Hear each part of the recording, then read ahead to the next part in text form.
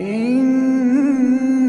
ربك يعلم أنك تقوم أدنى من ثلثي الليل ونصفه وثلثه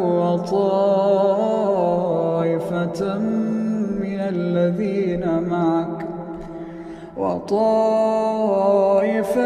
من الذين معك والله يقدر الليل والنهار علم أن لا تحصوه فتاب عليكم فاقرؤوا ما تيسر من القرآن علم أن سيكون منكم مرضى